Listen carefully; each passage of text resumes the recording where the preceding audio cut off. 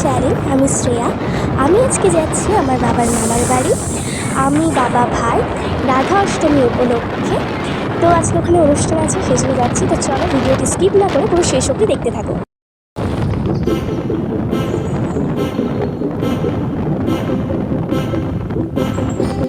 তো এবার আমরা চলে এসেছি বেড়া চাপাতে।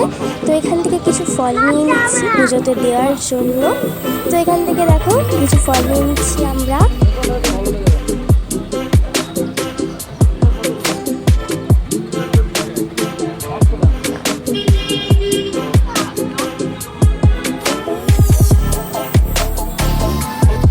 এটা হচ্ছে বেড়া চাপার চন্দ্রকেতুগড়। খুব সুন্দর একটি জায়গা। এখানে আগে রাজারা বসবাস করতেন।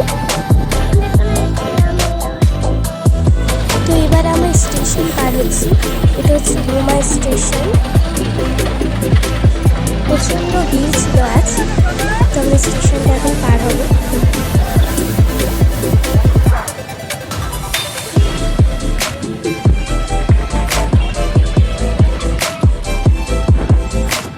তো আমরা অনেকটা চলে এসেছি। এখন আমরা গুমাতে।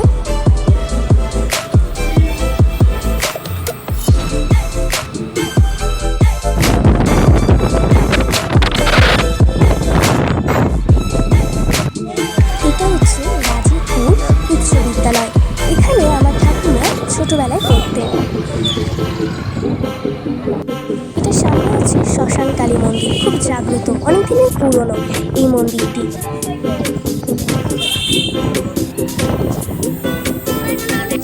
এরপর আমরা চলে এসেছি দাদুর বাড়ি, মানে আমার বাবার মামার বাড়িতে আমরা পৌঁছে গেছি। তো আমরা এখন যাচ্ছি ওখানে। তো আমরা যাচ্ছি এখন। তো হ্যাঁ, এনারা কিন্তু বৈষ্ণব, খুব ঠাকুর ভক্ত এনারা। তো গিয়েই দেখলাম ঠাকুর ঘরে সমস্ত বাইরে সাজানো, তো অনেক সুন্দর ভালো লাগে সব কিছুকে কমপ্লিট করে। তো আমরা একটু ঘুরতে বেরিয়ে গেলাম, যেহেতু অনেক দেরি হবে পুজো হতে। দাদু, ভাই, বাবা, আমি সবাই মিলে একটু ঘুরতে বেরিয়ে গেছি রাস্তায়।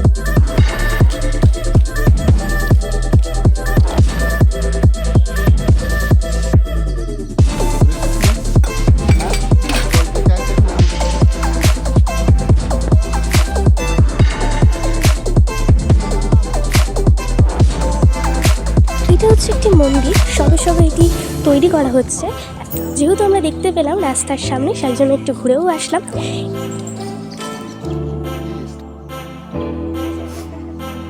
প্রতিমা তৈরির কাজ চলছে এখানে এবং কত সুন্দর। আমরা আস্তে আস্তে ঘুরতে ঘুরতে এগিয়ে যেতে লাগলাম এবং সুন্দর সুন্দর সব জিনিস দেখতে লাগলাম।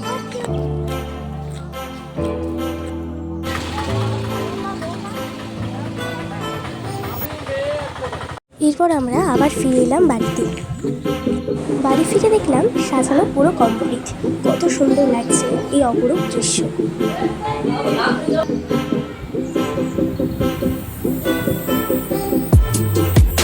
ওইদিকে রান্নাবান্নার কাজ চলছে।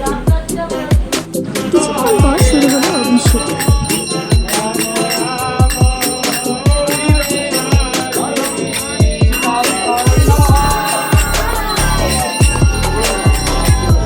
এখানে ছিল 75 রকমের খাবারের আইটেমস।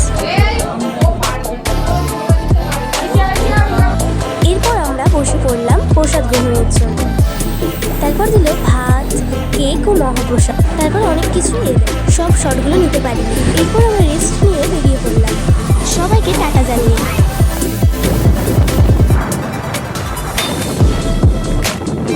গুমা স্টেশন। তারপর চৌমাথার কাছে এসে একটা কোল্ড ড্রিঙ্কস নিয়ে নিলাম।